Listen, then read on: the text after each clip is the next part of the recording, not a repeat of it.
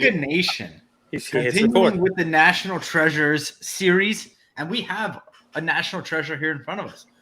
We've had John on before. John is a businessman, a collector, a thinker, just an awesome hobby participant personality. Stunningly attractive man. You leave that out every time.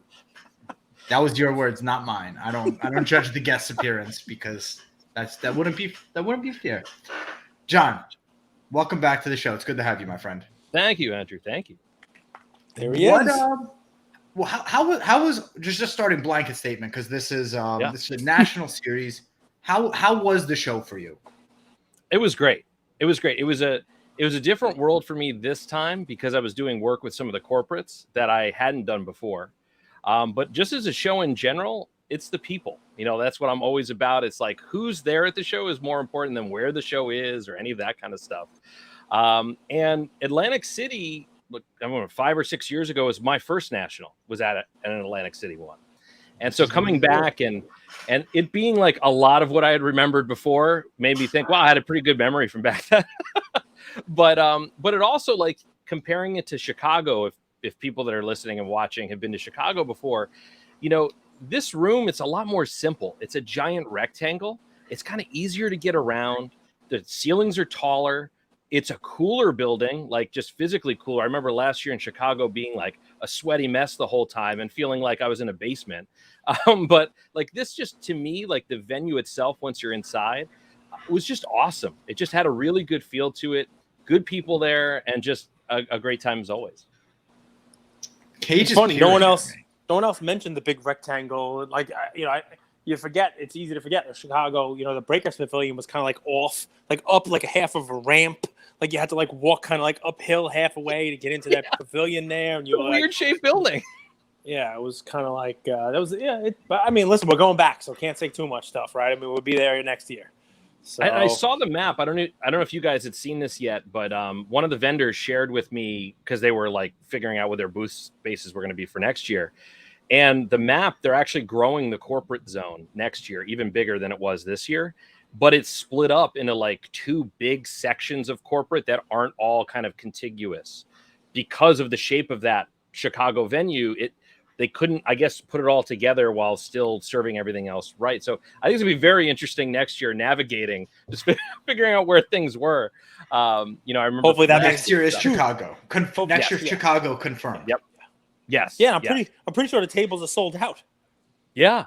And there is less of them from what I heard from vendors as well, because again, the corporate zone, they're kind of expanding upon, which is interesting. I mean, this to me, this national looked more like the Mint Collective to me than it looked like the last national. It really started that direction. No one else has said that either. And that's also, I think, a good point. And if you're telling me there's 2 corporate spots, hopefully that means there's 2 areas with carpeting. Because that was the big addition for the corporate area for me and my feet. That was nice. And that was, the Mint. That was the first, show with it was all carpeted, and you're like, wow, there's a big difference here. And the Huge. Corporate guys, they took a little cue from it. I think so too.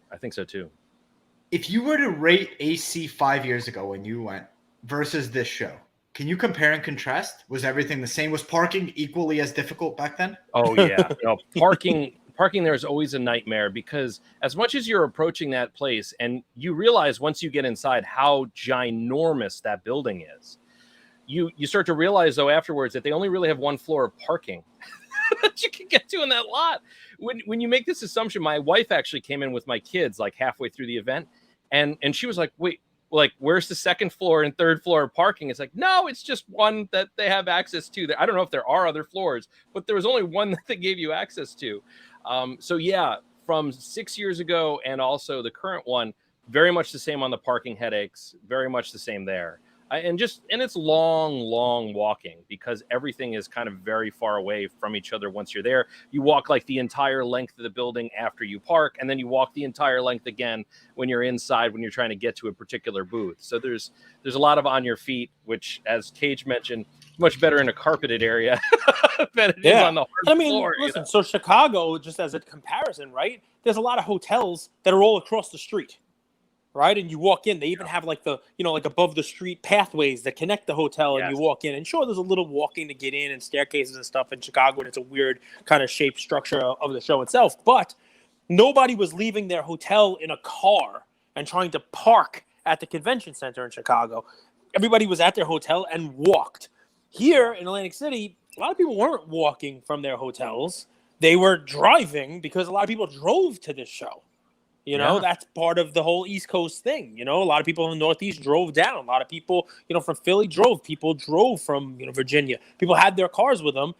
And the hotels are far enough away that you get your car and you drive there. And the neighborhood's not great. Like if you're walking around with a backpack full. Cage showed me some of the stuff that was in his backpack at a dinner we were at. And I'm thinking, there's no way I would walk from my hotel to the venue. He doesn't leave. He doesn't leave that backpack. He brings it everywhere he goes. Yeah, it's never unattended. It is mine. Well, I mean, that's good as long as you're just not meeting people on the street that you don't want to meet. I don't know how that's safer than just to leave it in your hotel room. Because I'm with it. And you will have to pry it from my cold, dead hands. Me alive will not lose that stuff. Right. Me dead, you could have it, but me alive will maintain my cards. You love money too much, Cage. You love money too much. You'd rather die than lose your cards. I love my cards. Do you want to die for your Camry? But this is you can put a do not disturb sign on your hotel room. That doesn't mean that someone isn't going to walk into your hotel room and take your stuff. I mean, that's the bottom line. It's a piece of plastic. I did a big, it wasn't this trip, but I did a big kind of road trip around to go down to Kentucky for a trade night and see Jimmy down there and stuff. But we stopped off in a very roundabout way. My family and I went up to Niagara Falls and we're in a hotel there. And what happens while we're there? Someone steals my do not disturb sign. I mean, like for real. Like I get back and it's not on the door anymore and it's not inside. I don't know if anyone entered, but like I was thinking, wow, this little flimsy piece of plastic that someone probably just grabbed and threw on their own door for their own sake. Austin stole it. That's who took it. Exactly.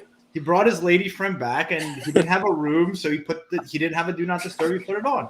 You know what's funny? I was going to continue the do not disturb story. Your version's better. Like I had a whole thing done up that Gary Vee was staying on the same floor. He stole the do not disturb and signed it. Then it was slabbed by PSA and someone bought it at the show. But yours is better, Andrew. Yours is significantly better. What is going to happen with the infinite Gary Vee autos, right? Like there's a lot of demand, but there also is a lot of supply. Yeah, I think the supply may exceed the demand eventually on that. I think we're approaching that. That's why there's only one dual auto of me and John out there. There's only one. We're keeping it. And it's a DCI 10. It's a DCI 10. It's a DCI 10 as well. I haven't heard about this. John, he is a marketing guru, and I actually have a question about corporate versus collector and stuff for the hobby. So we'll get to an actual value add question in a second. But from a marketing genius standpoint, Andrew, people at the cigar night were able to get Cage cards, in the gift boxes. And they were actual cards. They were Marvel 91, Marvel 92 of Luke Cage. But they just had Cage on them. It's like, hey, you got a Cage card. Here you go. You want me to sign it? Okay, I'll sign it. Great. John has his own cards. And I mean, look, you're a goat herder. When I say he has his own money, I mean he has his own money. That is coming to America, Andrew. The Zamunda has Prince Akeem on it. But he has two cards. He has this awesome, it's like the Marvels, from Donruss version of him animated with the color on it. And then he has an exquisite version. So there's the Marvels one. Check that out. That's him. That's his business card. He made his own card with a cartoon version. But then there's a sick one that is an exquisite. Look, there you go. No copyright issues? Oh, no. This is an excellent. See that? It's not exquisite. Rookie autograph. It is not exquisite. It is an excellent rookie autograph right there. They did make a claim. And they settled it out of court. Carvin came up to him, kicked him in the balls twice, and said, "All right, we're done. You can use it now. We're finished. All right. Yeah, I got my pound of flesh." And John is a strong guy. My money would be on John. We got an NDA on that. There was supposed to be no one that knows about it. So that is a sick card, and I think I signed the back. I wrote Cage 1 of 1, and he signed the front. And then the guy we signed it for, Uber Collector, brought it over to DCI. They graded it a 10 and, put it in a little package a little slab for him. So I got a one-on-one order. And then he tried to extort me for the Madison Bumgarner Gold. Yes, he tried. Yes, yeah, Madison. Everyone tried. Sell you your hat back for a card that I bought with your money. Sell me this pen. John, I have a question for you because you've been at many, many nationals now, but this time around was a little bit different because you were there for corporate. We've had some guests on, and one of the things that stuck with me from some of our guests is kind of, walking that tightrope, walking that fine line, keeping the show. Mike Gio was talking about this in yesterday's episode. If you haven't listened yet, guys, keeping the show a show, keeping it, the purity of a card show, having that collecting, going there and enjoying the show itself without the corporate infringing on it as much. He wasn't, such a fan of like the corporate events as much as the show itself. And as we hear about the corporate part of the show expanding, making it harder next year in Chicago for, tables, dealers, booths that would be traditional show style, making it harder for them to be there because the corporate footprint is expanding. And there you go. This is one of my typical questions, Andrew. The question becomes, you're working with corporations. How do you advise them that they can expand their footprint, but at the same time, keep it organic? What do you tell corporations? Don't kill the show. Don't chop down too many trees. Otherwise, there's going to be no forest left. Well, I think it depends on what the purpose is of what they're there for. And so I worked with 3 different corporates for this show. One was Roadshow Cards, which you guys already know. I did all the branding for them all along. So the branding was on full display there throughout their booth. They created a booth space that basically highlighted the 4 stores, the 3 that are open, and then the 4th one that's going to be opening in California shortly. And they had staff from each of those stores at their own kind of mini booth within the booth. So you could kind of meet the people at your local roadshow, so to speak. Then in the center of it was kind of a circle where Jimmy, who owns it, was able to sit and have meetings with people. That was kind of semi-private. Like you didn't have to worry about like having discussion in the open and people bumping into you and want to take a photograph and want to talk to you about the X, Y, and Z. He kind of had like a low fence, I would call it, in the area where you could still see him. You knew he was there, but he could have these conversations with folks that he wanted to have. So that design was all about that. It was about educating people about the brand, the fact that there were these kind of growing number of LCSs that they were creating, and then giving him a meeting space where he didn't have to go to the second floor to take meetings. So that worked out really well for him. Piece of the Game is another one that's probably less familiar to people. By the way, we got comments from folks already about that roadshow. Go ahead, Andrew. You can tell them. I mean, we haven't posted the episode yet. We had Kayla Collects on. You guys will hear this episode or her episode very soon. We always ask, what booth stuck out to you? And she said that the 4 corners. It's a great idea. It reminds me of like the 4 corners where the 4 states hit another. And I mean, how many times have we seen a show where it's like, all right, a dealer from Arizona is here, buying all the Kylers because he could take it back to his store in Arizona and sell it for more than they sell for here in New York. People are getting rid of them. Well, you created that there. Like somebody could buy for the Texas Road Show, all the Cowboys from the guy, it's just, it's a cool awesome. Little, and that's all Tracy Hackler, by the way, that booth design, that whole aspect of that. I just did the branding for it, so the logos and the separate brand identities that kind of fed into it. But cool. It served the purpose. And that's part of it, is like thinking about those things that they could have very easily set up in the regular area, not the corporate area, put out cases and just had people buy cards, but that wasn't their goal. Piece of the Game is another one where they've got a store that's probably less familiar to folks on the podcast. They have one store right now in Wappingers, New York, which is about like an hour and a half north of New York City. They describe it as like the Apple store of card stores, of LCSs. I would describe it as like premium, like almost like a jewelry store. Everything's behind museum glass. It's all like just ultra. You walk in this place and it's just like, wow, this is like an ultra premium, almost museum, the way it's presented. And they've got some, Dave, who owns it, has some insane cards. He has a 1-of-1 flawless Jason Tatum RPA, that's $1 million card sitting in the case there. They've got one of the largest collections of game used baseballs from the MLB. A bunch of them are signed and they're notated on what game they were used in and the stats and all that kind of stuff. That's just, if you're into baseball, it's really cool to look at. It's an experience walking in and seeing that space. So for their booth, they created a mini store that looked like their store. So they custom manufactured like all of this stuff, all these glass cases and everything to make you feel like you were there.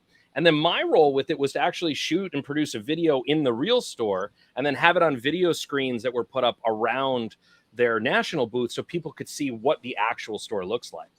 So again, they were able to sell plenty of things there, make the connections, and give people that experience without having them drive to Wappingers, New York, which is not a convenient place. Like you fly into New York City, it's not a quick trip, you know? So this gave them the chance to see, wow, okay, you know what? I will make that trip. This is a pretty cool spot, you know? It's a little north, then, a little north of the city, upstate, right? everything north of like north of Yankee Stadium is upstate. Yeah, pretty much. So, and then I did a lot of video work this year for Beckett, and got the most comments back about that. Their booth was way different than last year, you know, and it isn't that they were doing any like different services per se. You could still get your cards graded there, and that's what the lines were for. People line up to get that done. You could still do all of that, but the presentation was no longer just a bunch of black curtains and then some printed posters. These were 2 gigantic 20 feet wide, 10 feet tall video walls that are showcasing what Beckett's doing, what their partnerships are, and where they're going with this new product called Beckett Collect. That is a kind of an all-in-one collection management system. And so they were able to put all of that up on the screens through the videos that I was doing. And it gave people kind of this, wow, they're into the next generation feel. That was a comment I heard the most from folks. So those are like the 3 areas I was working in. Ironically, I didn't realize this at the time, but they were pretty much next to each other in the room for those of you that were there. So I was like walking like from place to place and just checking up on things, and then also walking the room plenty, you know, as basketball card guy, looking for stuff that I want to buy and add to my personal collection. What was the piece of the game, Tracy and Roadshow and Beckett? What was their feedback? So like, right, you go in with an idea before the event happens, and then you have the after. What was like the post game conference like? It hit all of the goals. I mean, that across the board, you know, beyond expectations in so many ways on those ends. You know, they all had unique goals, right? I mean, like, but they really knocked it out of the park. Someone I worked with at Beckett actually proposed the notion of doing a sign up ahead of time slot for grading. First time Beckett's done that at a show. And it worked out really well. They had like basically a fast pass line that was sitting there that, like, you're at Disney World, you see all these people lined up for an hour, and then there's a short little line that people just walk up. Yeah, that was available, you know, and those slots filled up pretty quick, but it just showed it could work, you know, and I think a lot of especially for a company like Beckett that is well known, has been around for a while, bringing those kinds of things and having those discussions and working with the team to say, like, yeah, I think this is a good idea too. You know, like, I think this is something that collectors would appreciate. It's not like crazy technologically evolved. It's not like that hard, but it makes a huge impact on people when they can feel like, look, I don't have to wait in a line for a really long time to get done what I need to get done. The other booths, you know, like it was Jimmy's, we already talked about. I mean, it really hit the goal. I mean, it became, and so many people have talked about that meeting place. They were able to get the branding out there. I designed the T-shirts that they gave out this year with the big Roadshow cards on it and the other logos. Like, all of that stuff really keyed into their core goals. And piece of the game too. Piece of the game, I grab it in a minute, but they actually gave out a QR code coin. This really neat collectible coin that they're going to use for further activations, where next national, if you still have the coin, you get something special when you show up with it, that kind of a thing. So a lot of these guys is just working with them, throwing ideas back and forth. I do everything I can from the graphics and video end, but I also, you know, kind of have that zone where I can be a thought partner with them as a collector. We need a John. We need a John page. Okay, let's take your time. I will be here when you get back. Who? I thought you had to go to the John. No, I don't need to go to the John. I said we need a John. Like, he's saying all these ideas. I'm like, wow, that's brilliant. That's brilliant. We could utilize that. Well, that's why there's only one John. This is why everybody wants to partner with him. You know, he even gets it where the 3 people he's partnering with, they could all just be right on top of each other, so he doesn't have to walk too much to get his steps in. They're not in competition with each other either, which is a great point. I was explaining this to my parents, actually, because they asked how the event went, and I was explaining to them, like, oh, wow, well, Were they mad that you were working for? I'm like, no, not at all. They don't compete with each other in those kinds of things at all, in the least. So it just helps bring in that kind of breath of fresh air, I think. What would you, let's say you're put in charge of national. So I have an idea. Like, I'm curious what you would do to change it, to liven it up, because it hasn't changed in like 30 years, honestly. It's the same. It's tables, corporate space, a little bigger, a little less. Whatnot did its thing with breakers. But like, I'm curious what you would do. I think that, let's say the doors open at 9. 8 a.m., a little coffee station outside with continental breakfast, muffins, donuts, that stuff, welcoming people in. So 8 to 9, the dealers get it. 9 to 10 or 9 to 11 is the people that have passes. First come, first serve. I think a warm welcome is important. So that would be my change. That's the world I come from. What would you add? I mean, I like that too. I mean, that was something that Mint did extremely well. You always felt like they had that coffee bar kind of thing that was off, on the right when you first walk down that hallway. That was always there. Anything that makes people feel welcome, I think 100%, it's worth doing. In terms of like innovating beyond that, I mean, you're always going to have the push pull from people that go, we want a card show. Like, this is supposed to be a card show. I want to be able to see the vendors. The moment you bring in more technology, more things, more stuff going on, some people start to feel like, well, where's the stuff? Where are the dollar boxes? Where am I going to find that kind of stuff that I want to be there for? I think what would be interesting, guys, dollar boxes don't exist anymore. Sorry to break it to you. I got to say, the $20 box. My most fun of the show was diving through $3 boxes at this one particular booth. I don't know if you guys ran into that same booth, but this guy had massive amounts of boxes on top of each other. And he had them organized roughly by sport and then by like autographs and jersey cards and things like that. And autographs and jerseys are stuff that I've always loved collecting. And for $3 a card, I'll sit there for half an hour and I picked out 93 cards. I mean, like, sure, why not? I mean, it's so cheap. Like, why not? I think along those lines, it might be interesting the way that you have a breaker pavilion and that all the breakers are kind of in one section. You could have other sections that are kind of set out in that similar way in terms of card value.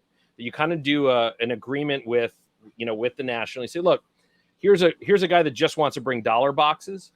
Dollar boxes require a lot more space, and because you need to spread them out, and people are going to sit there for a long time. And generally speaking, when you try and put that into a high ticket table, like if you're spending over $1,000, people spend all sorts of different things aftermarket on the national, what they spend to get a booth. But if you're spending potentially thousands of dollars to have space there, a lot of people bring high end stuff because they're looking to sell the high dollar to make the money back. Right. I think it might be interesting to tier it to say, look, if you're only going to sell cards that are $10 and below, like you're not going to sticker anything above $10, then you can be in this section and we'll give you a discount per table so you can get a bigger space to put your boxes and stuff. Because we know there's a certain population that comes to this show that just wants to dive in. There are generally older folks that are there like looking to complete sets that will sit there at one booth for 6 or 8 hours, checking their list and looking through. Like, it makes you wonder, like, did they wait all year just to do this? They have no other place, but they do, So you can accommodate that. And then at the same time, you can have some of the higher end stuff like that you guys talk about on the podcast a lot. Some of these just really amazing gem cards in another section, where now you've got kind of that all grouped together so that you can kind of segment it, I think, a little bit more. By customer buying behavior versus table 3107. Well, we've become a casino. It really is. So, in a casino that there is a segmented area. There's a high roller slot room, right? You have the blackjack pits in one area, right? You have the table games in one specific area, right? And you have us. Why not? I think it makes sense, right? Because there is a certain audience that wants to just go straight from the corporate booth over into the VIP high roller slot, big ticket item area, and not have to go through the breaking pavilion. Can you stop talking about yourself in third person? No, I think John's got a great idea. I think it's another very good idea, and it would also make it easier for you to find stuff. When I'm saying, "Oh, where are you?" "Oh, my store is set up in the Breakers Pavilion." I'm like, "But you're not a breaker." Yeah, but that's where they put our table. I'm like, oh, okay, I'll find you eventually, like. Yeah. So, and yeah, I mean, listen, think about it, right? There are people like John said who come and they sit down in the chair and they fill out their 1971 top set, with a list and a pen. Give them a chance. Set them over there. But I mean, John, the difficult part is, are you going to charge more money for that like high roller room? Because those guys are selling big ticket items. Because the tough part of the sell, right, is... Yeah, no, I think it's more per table. So, like, just thinking about, like, basically, you could charge the same, but you give the guys with cheaper stuff more space, so to speak. And I think everyone would be okay with that because a lot of the high roller guys aren't bringing that much stuff anyway. They bring one suitcase or one backpack. They're filling up a case or two themselves. I think you'd have that. The only question would be the guys that do both. The guys that like to bring their dollar boxes and also have the high end. Then that's the only kind of sticking point that I can think of offhand. I mean, you have a separate room for the bipolar guys who just can't figure out who they are. They got multiple personalities. They're value boxes and high end. You're in that area. It's the potpourri section. Yeah, I think it would actually help the higher end guys to keep it in 1 or 2 rows. Yeah. I think that would be the area you go. Jewelers Row, right, in New York City. There's this illusion of competition, right? Like, it's a fascinating thing. Read up about it. John, I'm going to use this time a little selfishly. And I'm going to put you on the spot. Yeah. Luca Nation is growing. Yeah. We don't have tables. We don't even plan, for national. Cage did an amazing job with Cigar Night, but the other nights we just walk around. Yeah. What would you're put in charge of brand marketing for Luca Nation? But he said he's going to be selfish. He means he wants a free session from you, a consulting marketing session. Right. Because we're recording. So you can't I love professionals and experts in what they do. And I think John is a professional and an expert, top of the top when it comes to creating experiences for customers. Yeah. What would you do? What would you recommend for Luca Nation and the brand that we've built? I mean, I would look into it a lot more deep. When I sit down with folks, like even Jimmy the first time, like we set up a meeting time and like he literally flew up to Connecticut, sat in my office, and that's where the Kentucky Roadshow was born. The name, everything, the logo and all that stuff came a day later. But like he came up for a couple of days. We really sat down. A lot of it is just thinking through, and I'll tell you how we did that to kind of outline, because this is something that anybody could do to start. We took my whiteboard and I wrote down every word on the whiteboard that would be used to identify either something that people associated with Jimmy or that Jimmy would want associated with himself. And so you spread out all of these terms, all these words on the whiteboard to start to understand we start circling and figuring out like which of these things are alike, which of these things are things that you're doing today, which of these things are aspirational, and then put that all together and then figure out what the best branding or best path forward is. And there's stuff that we talk about on that board, it's like 3 years ago now, that's just coming to pass now or will be in the next few months for the roadshow. And so some of it is just, it's creating a map. It's not all stuff you can do today. But understanding what the future is going to be, like when we talked about it, that word roadshow was key. It wasn't just Kentucky Jimmy, like that would not have had the expansion possibilities that Roadshow Cards does at this point, And so some of it is future thinking, but a lot of it is just understanding how you perceive yourself, how others perceive you, and how ultimately you want people to perceive you. And then, and that's what I help my clients do. We just sit down, we talk about those things, we figure out, and it takes a while. I mean, it takes hours to like kind of go down all those paths, but then you find those kind of commonalities between what you're doing and what people want you to do and what you should be doing. And then you have a path forward. So whiteboard words that you're known for. Yes. Now, okay. So this is amazing, right?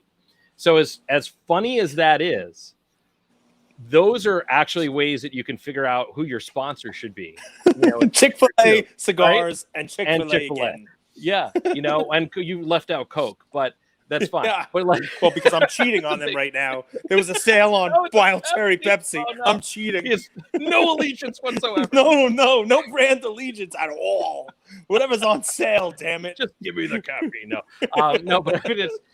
But that's seriously the way to kind of go about it. Or at least that's the way that I approach it. And you learn a lot, and especially if you can do it with a committee of people. So you threw a couple other people in, you start to run stuff by and say, is this how you perceive me and my brand too? Or am I just, on the moon myself and thinking that this is what people think, Well, here we go. What do you got? Building a better hobby. Yep. The everyday hobbyist and hobby radio. The everyday hobbyist. So Shy Wei did an amazing story. I love that guy. Series last. His name is Shay, by the way. You guys always say Shy Wei. His name is Shay. because I think he's shy, and Andrew always says Shay, but I have ruined it for him because I call him Shy Wei, and now it's seeped into Andrew.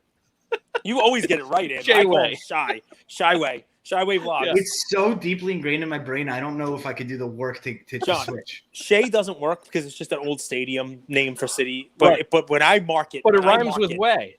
When I market Mr. Wei Vlogs, my show for him is going to be "Don't be shy in the hobby." Don't be shy. It doesn't work. Dude, that whiteboard session with you. Whenever John and Cage's whiteboard session happens, it will be epic. I just want to be a fly on the wall. Yeah. I use permanent marker. Influencers being at Cigar Night. One of the things that I was most proud of it's funny that wasn't noticed, but is all the people who weren't influencers that were there, right? Who they don't have an Instagram presence. They don't have $1 million cards, but they're just the same part of the hobby as we all are. I would actually say without them, there is no hobby. And totally. Through the opportunities that we've had with our sponsorships and Cage's initiative, we were able to get 30 people who might not have been on that invite list there, shaking hands with LT, meeting different business owners. And that one opportunity could lead to someone getting a job in the hobby, getting a partner in the hobby. So that was the thing I was most proud of. And that's what I want our brand to be associated with. You should be. And I think you guys in general, exude that, in what you do. And I think there's a genuine caring from both of you. And it's funny because both of you are very different. And I said this to both of you at the show, but I enjoy listening because you're so different than each other that you complement each other well. And there are times I said at the time, Andrew mistook it when I said it to both of you at once, but there was an episode where Cage was alone and I was not as entertained. It was not as engaging because the kind of almost bickering that goes on between the two of you is what makes this podcast great. It's what brings out the things. It's what clarifies some questions that the listener may have or viewer, if they're watching on YouTube, may have, but they can't ask because they're watching it now. But the two of you are asking each other those questions in those clarifying ways. So it just brings out a ton. And I think you guys are helping a ton within the hobby because of that. I want to storytell because with our Luca Tiger NFT, people are like NFT. They don't even realize we've spent more on Cigar Night than we ever even made on the NFTs. It's true. They don't even do the math. It's so true. Wait, I spent $60. I got 3 SGC subs, a free cigar, open bar, and a gift bag by Cage. They're killing it. These guys are probably millionaires. You know what it is, right? So last year, there were a lot of things going on in the hobby that were, let's use the word hobby adjacent. Right? Mm-hmm. There were things that were going, like people who are sneaker people came into the hobby. People who are, mug people came into the hobby. People, sorry, Gary. But yeah, Gary just catches strays on our show. He does. You gotta keep your head on a swivel. I'm coming for you. No, but so I remember a coffee with Cage now a year and a half ago where someone said, "What does Cage think of Top Shot?" And I was blindsided by it. Like, well, I don't even know what the hell it is, right? But I don't like that feeling. And we researched it. And I just assume that people in the hobby, they're here for a lot of different reasons. Collecting, community, making money, finding value, you name it. And the NFT, that was a big thing last year. I think it will be a big thing in the future. Digital cards, you name it. There are a lot of people, a lot of smart people who are diversifying their portfolio with digital stuff. And a lot of our audience did not know how to do it. I did not know how to do it. And it took me a while to learn how to load money into a MetaMask wallet and do all these things. And doing the NFT was just an easy way for us to basically provide that education, my first NFT for the segment of our community that was interested in it. Now, did we take backlash for it? Hell yeah, we did. But you know what? I believe we helped several people. I do. And I know there are people who wouldn't have bought NFTs if they didn't do this. I know that there are people who then went on and made money in NFTs after learning how to do it with us. And then more importantly, unlike 95% of the NFTs that came out last year, this is our coupon. It's our it's utility. Our, you VIP guys are doing card. utility. Yeah. Well, John, listen, I used to go as a kid to an ice cream place called Zips, right? And they serve you got ice rid of cream. Choco Tacos. Discontinued Choco Tacos. But I know, and I had That was one a big recently loss. at 7-Eleven, which is really bad. They'll bring it back now, though, with renewed vigor because everybody's like We're talking gonna about getting hire rid of it. John to be the brand guy. It's for actually smart Honda. to say you're going to get rid of something and then just keep it because it gets kind of like a groundswell going. It's a marketing Ding dongs thing. and ho hos. They're back. Ding dongs and hoes, Twinkies, Yep. right? We're going to get rid of them all. And they serve ice cream in baseball caps. And you have the toppings, the whole deal. Yes. And if you had 10 of them, your 11th one was free, and they gave you a little like punch card, right? Well, our listeners, they can't all show up where we're recording. They can't all be at the ice cream place to punch a card. That NFT becomes that card to punch, right? And some people were able to punch that card and show up at an event, this cigar night, where they were at the National and they were able to kind of, be a part of something that they might not have otherwise been a part of. That's because of the NFT. I did it at Mint Collective. It was a much more impromptu pop-up kind of thing, but I had a cigar night there. We have listeners who have been at 2 cigar nights with me already. You know what I mean? I've only been to one. I'm John, sure. I want to ask you something. Anyway. In 2025, Fanatics is taking over the licenses. You are put in charge of brand for Panini. What do you do between now and then? Ooh. Between now and then, I get bought by Fanatics is what I do. Yes! This guy's a genius. This guy is... I mean, you position yourself in a way, if that hasn't already happened, I mean, we don't know, right? I mean, but you position yourself in a way that, I mean, that's what you do. I mean, we've seen this enough to realize that there's a limit. Like, there's a limit to how high Leaf can go without the licenses. They're putting out cool stuff. Like, I agree. The pop stuff that they do, and even the throwback like pro set stuff for basketball. I'm digging that. I like that. But there's a limit to how much of that they can make without having the logos and stuff in it that people will not say. I don't want to say stomach because that's a horrible but there's only so much demand. There's a huge divide for licensed, non-licensed. Like, do you guys know that there's a Babe Ruth Kaboom? Like, that should be bigger than a logo man, but nobody cares. You know what I mean? Nobody cares. Nobody cares about that stuff because not licensed. Prism Baseball. I remember being at a show at Hofstra with Jason Epstein from Collectible, and I opened up a box with Ian. It was either Prism football or basketball, and Jason's son said, "Let's go in and buy a box." And Jason came out with a box of Prism Baseball, and his son was like, "I don't want that. It's not licensed." I mean, not in those exact terms, but you understand what I mean.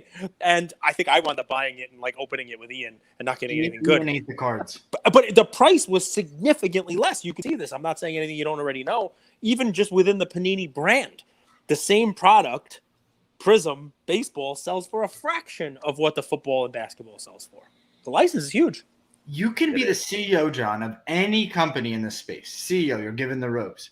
You could revive a business. You could take over a business that's, flourishing. Who and what company? The reason I ask this is because, dude, you're obviously great at what you do. Like, you work with the best of the best. You're an expert. You have fun. You have a ton of relation. I would want to bring you in if my business are struggling because you could help me get to the next level. Yeah. Who would you want to work with? Upper Deck. Yep. Upper Deck would be my choice. I mean, part of it comes from the 90s basketball love that I have, but they also own Fleer. So you could revitalize the Fleer line. You could bring back all of these kind of inserts and all these pieces that they've done a little bit without the licensing, but I would do my best to find a creative way to either form a partnership with the folks that have the licensing or find our way into licensing in some other way. Look, one of my favorite products in recent years from Upper Deck is this one. I love his wall. Iverson Jordan. Supreme Hardcourt. We talked about this the last time you were on. The wood. Yeah. So this was large autos. Yeah, this was their way. So the licensing is very specific. It says that you can't do a trading card size card. So a 2.5 inches wide by 3.5 inches tall is what that licensing agreement that Upper Deck's out of and that everybody else is out of except for Panini right now and except for Fanatics down the line. So Upper Deck said, all right, well, if we can't do that, then let's make pieces of game-used floor instead that are larger. They're 5x7s. And so they're no longer trading card size. Is that Vince Carter on the Nets? Yes, it is. So that Nets team was good. Kenyon Martin, Steven Jackson. Dude, was Jason Kidd on that team at that time too? But this card, right? Like this is something that I thought this is art. I mean, and I don't know if you guys have seen these up close enough, but it's actual floor. For anyone that's watching this on YouTube, you can see it. Like it's an actual piece of floor that they printed on both sides. And then it's on floor signed. I guess you don't call it on card, on floor signed. And then you get the Upper Deck COA at the bottom. I think that with the properties that they own, with the top athletes, when you're talking about, Jordan, Gretzky, Tiger Woods, you got these top kind of LeBron James, top athlete zone. They'd be the one that would be the most fun and interesting to play with. And you add that with exquisite and metal, you got the Marvel brand. I mean, you got, nostalgia is a huge thing, man. And Upper Deck plays with a lot of people who collected in that, late 80s, early 90s, that window. Upper Deck was huge. I mean, I remember when they came on the scene in 89 with that Griffey Jr. I mean, it changed the game. Their hologram on the back of the card. They've got so much potential there, but from what I understand, and I don't understand the whole piece, from what I've been told, there's some sort of a trust with Richard McMillan's family, which is the guy who owned all of that stated that they can't sell the business, apparently. So that even if Fanatics came at them with a bunch of money and said, hey, we want to buy you, there's something in there that would prevent them from just selling it off, I believe. Again, like I don't have firsthand knowledge of this, is what I've heard in the zone. So that makes it even trickier on terms of strategy and what do you do if you can't sell. I think maybe partnership is an option, but again, I haven't seen this thing, so I don't know if there's stipulations against that. But I mean, it's been long a April Fool's joke, even before my April Fool's joke, that the two, Panini and Upper Deck, for the last 10 years, someone always posts something on April Fool's Day that says the two of them are doing a limited partnership and Jordan autographs are going to be on Panini cards, but could that be a reality, or could they be on Fanatics cards in the future? I don't know. But that you asked Andrew what company, that would be the one. They own all of the properties that meant a lot to me when I was a kid, and they still own, some of the greatest designs, I've ever seen in cards and things that everyone's copied since, I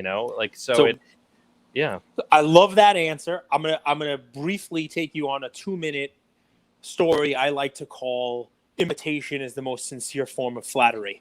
And here comes Prism. Forget about Prism. It's a John story. I like to make the stories about me sometimes, but not when I have a guest like John. So even the work that he does as a joke is imitated.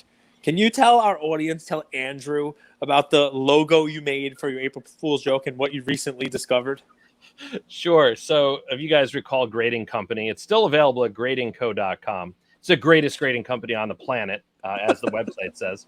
It's also a fictional company, so we don't actually grade anything. But created this whole thing around that, an obvious joke, got a lot of followership, got a lot of views on April Fool's Day, and even since, people came to invest. Talk about it. Venture capitalists called them. They wanted to buy a piece.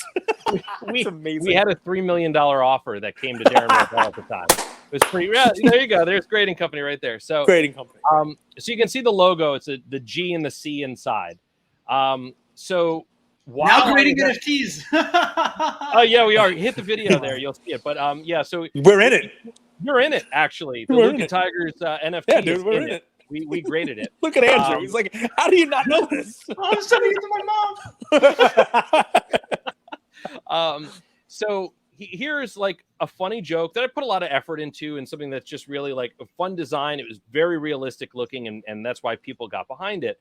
But while I'm at the National, I get I look through my Instagram notifications, and I got a new follower, like many of us do on Instagram. You see, like, people are new person following you.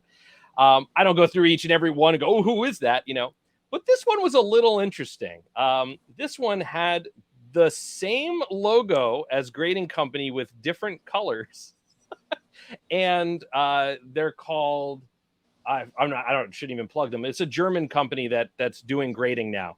That basically stole the logo. They stole his fake logo for my fictional company and is using it for a real company. And then followed him. And then they followed me.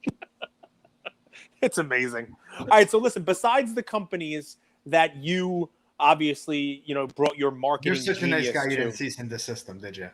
Nice. No, Sage is going to write that up for me. Oh, I'm writing it up right now. Here it is. Just send this one right out. Chick-fil-A cigars. Just mail it right to Germany. That might confuse them enough. We'll use the Hague Convention. We'll get it all served. And it's a very threatening letter. Set. It was on a piece of cardboard that was ripped. I mean, this guy's lawyer is off. He's off the chain. I mean, you got to. He's nuts. This guy. He's insane. So, but obviously, besides the companies that you were there, doing the marketing for and, representing and, building out, anybody who kind of stuck out and you were like, all right, these guys did a good job. These guys, I like what they did. It's a, kind of an Andrew question that we've asked all of our folks. Yeah. I mean, each booth, I mean, the obvious one was Zero Cool with how crazy they went with the display and with be able to drop the packs throughout.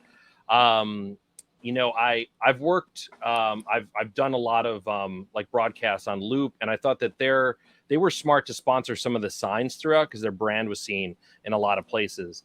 But then you had Whatnot, which just took over. I can't even imagine how much money they spent there on everything from the Breakers Pavilion to just throughout the space. They did carnival games. Like the Midway, like you were on the boardwalk, to win prizes. And I thought that was great. I don't know how well any of that worked because of the lack of internet. And I thought that if I were a breaker at that show, that was probably the biggest loss out of anything. I mean, I can tell you that even at the Beckett booth, they had paid the money for, it was like $70 or $80 a day for internet, and they still weren't getting internet even from that. So I can't imagine that the breakers that were needing some decent bandwidth to do video could have gotten much of anything that was usable during that. So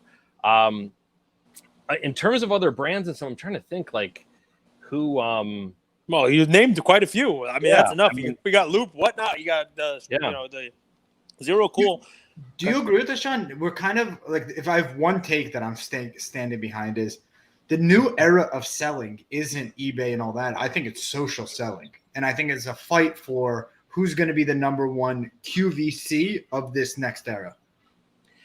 Yes, I think, and what's the funny part of that, it's funny that you mentioned QVC. I say Home Shopping Network a lot, which is that same category. And it's funny how I know you guys talk about it a lot in terms of cards, especially Cage. Like, these are all cycles. And not only is it a cycle of value, but now it's a cycle of how people sell stuff. We're right back to QVC and the Home Shopping Network. It's just now you're doing it from your phone and you don't have to even be a buy TV anymore. 101 different Beanie Babies in this lot right now. And a Mark McGuire rookie card. This is a rookie. George Foreman Grills was what got it for me. Remember, seen on TV, and then they put them in the stores. No, Ron Popeil, the Ronco Spit Grill, the rotisserie grill. I could watch that. Set it and forget it. Set it and forget it. Boom. Like this guy was just like a rotisserie chicken on TV like this, and he was like, Ronco, Ron Popeil. He had it was the rotisserie grill, and I mean, it was great, 'cause I would die every time. The Showtime rotisserie. John knows. I would die every time my remote would fall off the couch because they would insert flavor into the chicken with like a syringe. A patented, and they were literally injecting. It was like a Barry Bonds turkey, it was like the cream and the clear, and then to get it to stay, they stuck this thing with these rods that they called spit rods. And I'm like, every time they would say spit rod, I would just die. I'm like, I can't watch this anymore. And then I would keep watching. I mean, it was, check this out on YouTube, guys. The Showtime, thank you, John. The Showtime rotisserie grill, Ron Popeil. Gotta look it up, Andrew. Yeah, but I think yes. I mean, I think at least as of right now, that's the new zone. I mean, we see that even with story sales on Instagram, people doing those now is kind of a new space as well. I know eBay is getting into their own live platform, so they're launching something that's going to compete in that zone. I think at the end of the day, the problem with all of those platforms currently is audience. And when Loop started, I was one of their first 20 partners. When Whatnot started into sports, I was one of their first partners as well, a year and a half or whatever that was ago. And at the beginning, when there are very few sellers, it's very easy to get a large audience in, you know. Whatnot, I used to have like 150, 200 people back when they had a much smaller audience in general, but there were only 4 sports broadcasters at a time. Now, when I go on, there's like 100 or so. And you guys know, I think what's going to happen there, the kind of threat to it is there enough of an audience that's able to tune in live? I did a lot of work. I did a lot of corporate work 20 years ago when this live stuff, I worked with a company called Livestream. This guy, Max, was the CEO there. They were one of the first streaming platforms that went out like that you could receive pretty much on any computer and stuff. I had a show on that we were getting 1,000 people simultaneously to watch from their desktop computers. Like that, we're not talking mobile phones now. We're not talking you get a push notification to let you know. Like people had to schedule it into their day and watch the show at night. So I was there very early with all of that, but seeing how that's gone and that's moved, there's too many other distractions now. There's too many other things that people can watch. And even within the same platform, you know, like when I was on Livestream originally, I was one of 3 or 4 people streaming at night on the entire platform. Now they host like all the biggest companies and stuff within that platform, as well as everything else. I don't even think they promote them anymore like they used to. I was early on YouTube, same deal. Like I used to get on the main page of YouTube before it was algorithm based. When it was curated, I could call my contact at YouTube and say, hey, I just released a new video. Can you share it with the community team? He'd walk down the hall, show people the video, go, oh, that's awesome. Let's put it on the main page. And then I get 1 million views on it. Totally different world now. Again, it's just figuring out where the audience, how much the audience has and how much you've had to segment it. With that, is your recommendation then, let's say you're selling on one of these platforms, Home Network, or whatever, like any of them, be consistent, find a time slot and stay and ride, or is it jump from 100%, 100%, because you can rely more on people's consistency and tuning into something than anything else. You can't rely on the push notifications. You can't rely on the fact that there isn't something cooler than your show on at the same time as your show. I mean, as these things happen, like even with Whatnot for me, like the kinds of partners that they signed up after me just got bigger and bigger and bigger and bigger, you know, and I've talked with some of them about it and some of the struggles that they're even having now in bringing out, you know, getting an audience to come. So I think that for at least a short period of time, that kind of live social selling will do very well still. People love it. They love the interaction. You guys know, I mean, the giveaways and stuff that you do during your programs are great. I won one actually the other day. Marvin Bagley. But that stuff I think is engaging, and I think it'll work for a while until the audience dwindles in terms of live audience. And when you go from having 60 people in a live or 150 people in a live and you go down to having 10, then it becomes a lot less interesting for the seller to keep doing it. You don't have the same incentive. You can't start and do a 99-cent auction on everything when you don't know if anyone in the room likes Marvin Bagley. You know, like Marvin Bagley's stainless steel auto. It's awesome. It's a good giveaway. It was a great giveaway. I appreciate it. Thanks again, guys. And they have to toe that line, right? Thanks for not, because it was a totally random thing. So if you have too few sellers and too big of an audience, things end over comps. If we're just talking about cards, if you have too many sellers, things end under comps. The sellers go out of business. It's a very interesting, supply and demand side kind of pendulum that they're telling. Push and pull, man. It's a push and pull. It's going to be interesting, but I love the advice of the consistency. It's amazing. You know, I still get first messages. You know, I found you guys a year ago. I'm a lawyer in DC. You know, I collect, but I don't really go to like a lot of shows and stuff. And I But my consistency is when I wake up and I work out, my run is however long your episode is. Well, Cage, you have a Whatnot stalker now, right? I think you should be proud to say somebody is peppering you for your autograph on all platforms. That's right. Have you sent it out yet? I did. I sent it out. I don't want any more messages. Where's my autograph? I'm like, okay, here it is. I wrote Cage like a 3-year-old. Cage. It's a little bit of a different episode, but honestly, I've been wanting to make more content about this because our audience is collectors. But Cage, I think we'd be foolish to not realize our audience is also us 2 years ago. That's right. It's also business people or wannabe business people who are just starting out, whether, I get questions from people on Whatnot, like, hey, I'm just starting my Whatnot channel. Can we do a call and I'll get some advice? Or, hey, I want to start a podcast. So our audience, though they collect cards, some of them do want to start businesses in the hobby. So learning from someone who's 30 years of the experience, I think this is so invaluable for them. Awesome. And pleasure. John he's generous with his time and his ideas. And now Upper Deck is taking notes. they're listening right now. So it's good stuff.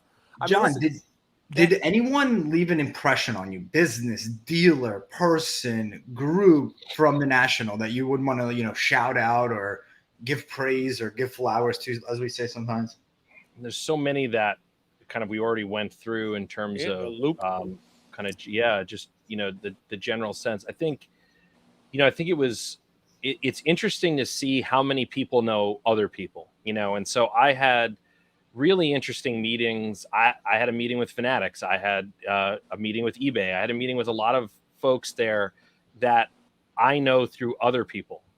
And so they were generous about introducing me, and some of them, not to say specifics, but some of them were in direct competition with who they introduced me to. Talk about being purely authentic and really just genuinely wanting to help somebody. If there isn't something more genuine and authentic to say, look, I'm gonna introduce you to somebody at a competitor of ours because I think it would benefit you to be working with them too. That's incredible. So there was a lot of that, and that was the main part. Was just certainly meeting those folks and understanding a little bit more about, I asked the same sorts of questions that you guys ask of folks in business, and just, because I'm in that business mindset. I'm curious.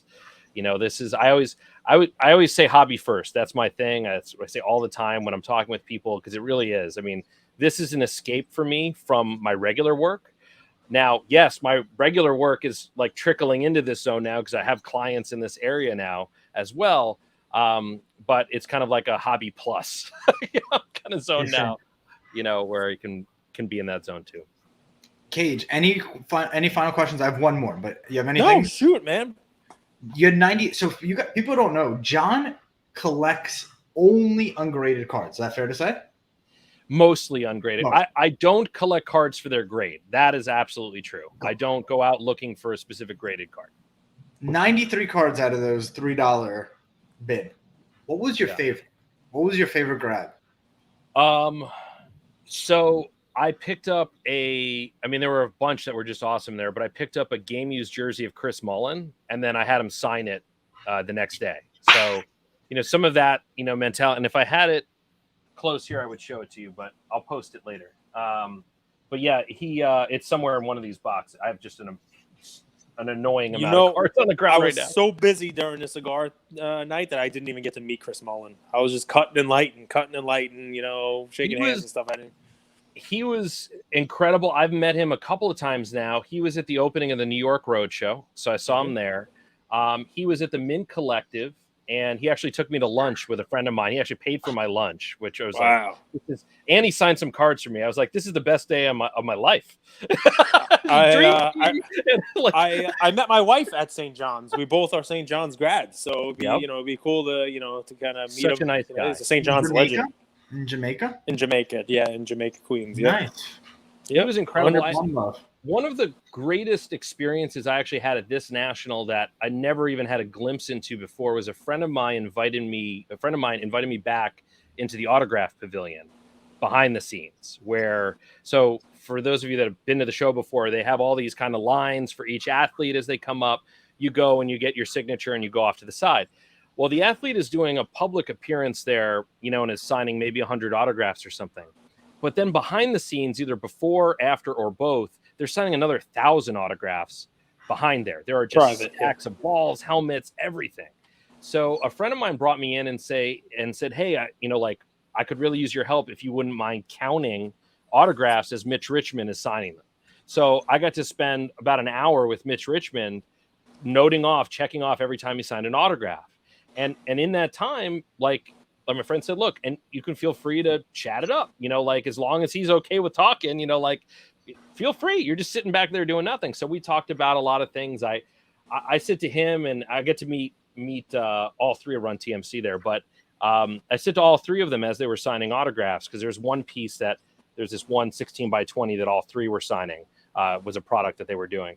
And I said to all of them, like, the amazing thing, this comes from a collector, right? I said, the amazing thing about this is it's taking you, 3-4 seconds to sign this autograph. But do you realize that that's going to go up on somebody's wall for years to come? Like, this thing that you're doing right now will matter so much to the person that ends up with that piece of art. And, and I got smiles out of all of them, when they're thinking about that, because at the end of the day, it gets monotonous as you watch these guys like signing 1,000 autographs. I mean, can you imagine just sitting there doing that? It's just crazy. But when you're kind of brought back down to each and every one of these things is probably going to be really appreciated, by someone that either watched them play when they were younger, or it's just a huge collector. And to me, like, it was an awesome experience to be able to witness how that all runs, because I didn't know about the organization or how any of that is tracked. Yep. So getting that insight in a business way was really cool.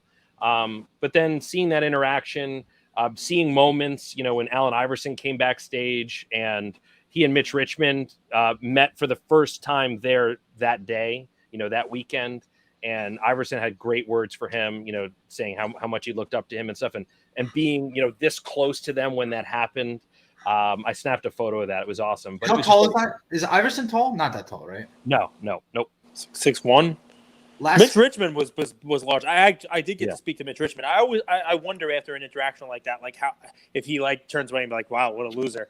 I told him about how so. Like a childhood card memory. Like one of my favorite insert sets, although at the time it didn't have like the great players in it, was the Fleer had a sharpshooter set. Yes. And people don't even remember this one. It was like Mark Price, right? Mitch Richmond. I pulled the Mitch Richmond out of a pack. And it's cool. It has like a sniper thing on it, Andrew. It's got like a circle, like sniper on it. Like it's a sharpshooter. And 3-point shooting wasn't a huge thing then. It wasn't, Reggie Miller was doing it, And I remember I said, one of my favorite cards I ever pulled was a sharpshooter insert set. And it was Mitch Richmond. I got your card on it. And he was like, oh, cool. I'm like, you would dominate with the 3-pointer today. And he's like, I sure would. And then he took a cigar and left. He's so awesome. Like, really last question. It's a quick one. Yeah. Next cigar night, if there's an athlete, a celebrity that you would want to be there, who would it be? Ooh. Magic Johnson. Well, he's known, right? I mean, he's known for the cigar smoking. Because I'm thinking too, like it'd have to be someone that, Michael Jordan would be great. There you go. There's a cigar smoker that would be. I mean, that would be my top, Andrew would have to bring Cubans though. Yeah, he has a very specific brand. If Jordan's there, we're bringing Cubans. I'll bring Mark Cuban if he fucking wants Mark Cuban. I'll throw it out there because I think this one's possible, and it's absolutely selfish, and I'm being upfront about that. Am I saying it? But I think Scottie Pippen would be awesome. And I know Scottie's shown up to the National before, and it's in Chicago next year. So there's a better chance there of getting him. And it's completely selfish because I have a collection of 1996 championship hats from the locker room. I have one signed by Jordan. I have one signed by Rodman. I have one that was signed by the three guys, Ron Harper, Randy Brown, and Tony Kukoc at the last National. I have one that is unsigned that needs a Pippen on it. So if you get him, I will bring the hat and we'll all have cigars. Even though I don't smoke, but it's fine. Luca Nation, this is a gem of an episode. I hope you guys enjoy it. John, thank you for being so generous and gracious with your time. H, thank you for being the best business partner, friend, mentor anyone could ask for. So thank you all for listening to another episode of Lucas, Tigers, and Bronzo My. I wanted to tell you about a new service that we have starting as of today, and I'm really, really excited to bring it to you guys. So as a part of our partnership with SGC, we got 50 free submissions every single month. And many of you have taken advantage of that. And it's amazing that we could have the opportunity to 650 episodes, 675 episodes in, to go ahead and give back to our community. As people were sending those cards in, they asked, can we send 5, 10, 20 more cards to you guys? We'll pay for it, but we wanted them graded with SGC. You guys know SGC is turning cards around in 13 to 14 business days, have incredible customer service, and their secondary market values are going up day after day after day. And that's exciting for the hobby and exciting for the grading landscape. So we didn't want to just rush into it. We wanted to do it right. And what we did was I relocated here to Boca Raton, Florida. I opened up a P.O. box maybe 5 minutes away from SGC, and I will be hand delivering and hand picking up the cards. So you don't have to worry about anyone else touching your cards. It will be me, and I will update you every step of the way. So here's how it's going to work. I'm going to personally pick up the cards from a P.O. box, prep them, new card saver, new penny sleeve, and deliver them to SGC every single Tuesday. Why Tuesday? Well, it lets the stragglers over the weekend come back through on Monday and gives me a day to prep, and it basically gives SGC the entire week to work on grading those cards. Once your cards pop, only then at the end of the process will you be paying for the service. It's $25 per card, simple as that, and the turnaround times have never been faster. We're hearing right now 13, 14, less than 20 business days. So there it is. 9170 Glades Road, number 135 is the P.O. Box in Boca Raton, Florida, 33434. 9170 Glades Road, number 135, Boca Raton, Florida, 33434. Of course, you could shoot me an email or shoot me a text anytime, and I'm always available. Many of you already have my email. It's iamandrewgoldberg@gmail.com. or my cell phone number, 215-519-9154. Reach out with any questions. I could walk you through the process. I've hopped on the call with quite a few of you, and I'm happy to do that. Love you, Luca Nation.